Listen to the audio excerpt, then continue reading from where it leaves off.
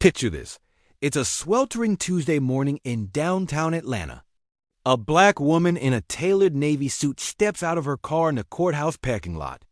Within minutes, she's surrounded by security officers, handcuffed, and physically dragged toward the exit. The crime? Walking while black in her own courthouse. But here's what nobody knew. She wasn't just any visitor. She was Judge Monica Williams, and in exactly 30 minutes, she was supposed to be presiding over the very courtroom these officers were removing her from. This is a true story about assumptions, dignity, and a moment that changed an entire justice system. What city are you watching from today? If this story resonated with you, hit subscribe and follow for more stories about extraordinary people. Monica Williams had worked her entire life for this moment. The daughter of a school teacher and a factory worker from rural Georgia, she'd spent 20 years climbing the legal ladder. Late nights studying by lamplight, weekends working 2 jobs to pay for law school, and countless moments of doubt when the world seemed stacked against her. But she'd made it. At 42 years old, she'd just been appointed as a circuit court judge, one of only 3 black women to hold the position in the entire state. Today was her first day on the bench. She'd chosen her outfit carefully that morning.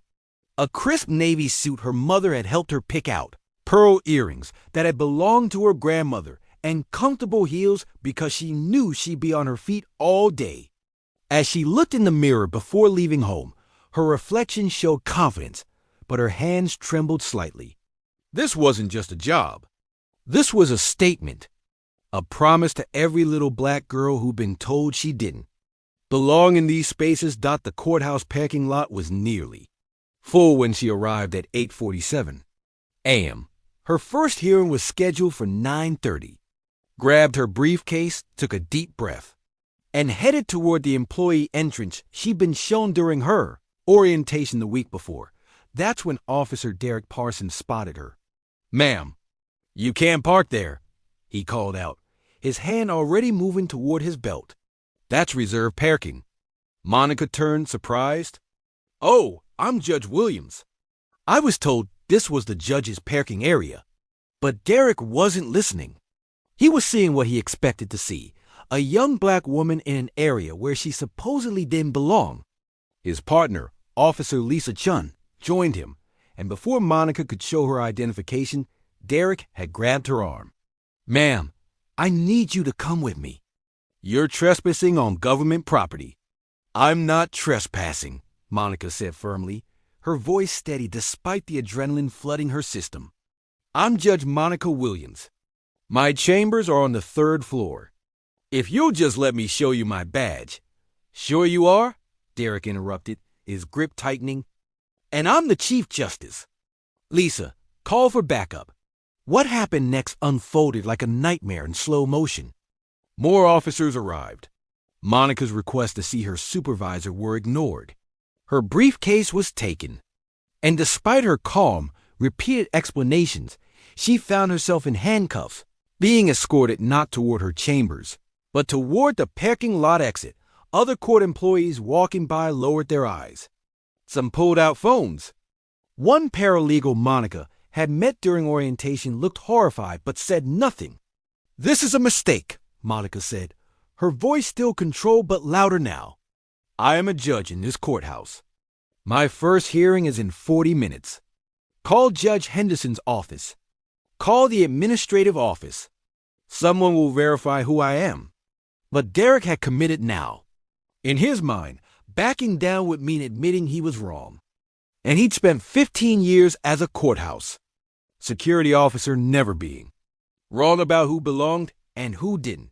They were halfway across the parking lot when a voice cut through the morning air like a knife. What in God's name is happening here?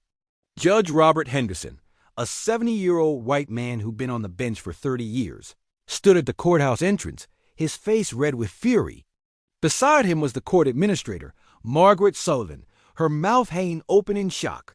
Derek's grip loosened. "Sir, we're removing the trespasser from—" "That is Judge Monica Williams," Henderson roared, striding forward.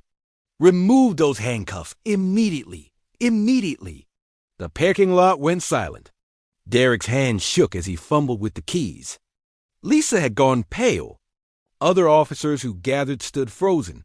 Realizing the magnitude of what had just happened, as the handcuffs came off, Monica rubbed her wrist, her face unreadable. Judge Henderson looked like he might have a stroke. Margaret was already on her phone, presumably calling their legal department. But it was Monica's next words that no one expected. She looked at Derek, at Lisa, at each officer who'd stood by and watched. Then she looked at the growing crowd of court employees and attorneys gathering at the courthouse doors. "I want everyone here to understand something," she said, her voice carrying across the parking lot. "This didn't happen because I looked suspicious. It didn't happen because I was in the wrong place. It happened because Officer Parsons saw a black woman and assumed she didn't belong in a position of authority. He couldn't imagine that someone who looks like me could be a judge." Derek opened his mouth, closed it. There was nothing he could say. "But here's what's going to happen now," Monica continued. "I'm going to walk into that courthouse. I'm going to my chambers. I'm going to preside over my first hearing.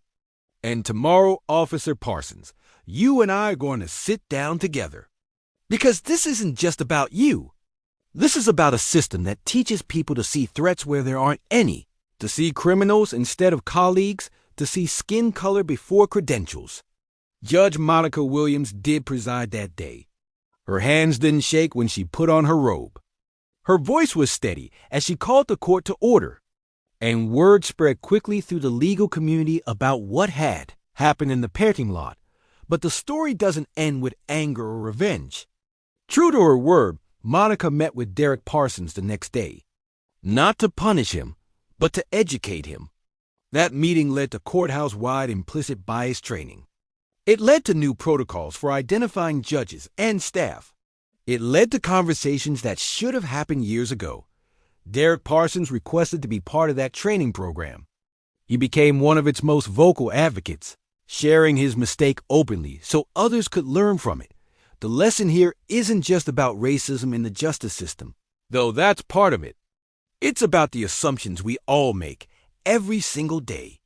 It's about who we expect to see in positions of power and who we don't. It's about the courage to turn a moment of humiliation into an opportunity for change. Monica Williams could have demanded Derek's job. She could have filed lawsuits. She could have let bitterness consume her first day as a judge. Instead, she chose something harder. She chose to see his humanity while demanding he see hers. Sometimes soul relief comes not from revenge, but from the revolutionary act of responding to injustice with dignity and determination to make things better. Judge Williams is still on the bench today, still fighting for a more just system. One difficult conversation at a time. If this story moved you, hit that like button. Share your thoughts in the comments. And subscribe to Soul Relief Stories for more true tales of resilience, dignity, and the human spirit. Because we all need reminding that change is possible, one person at a time.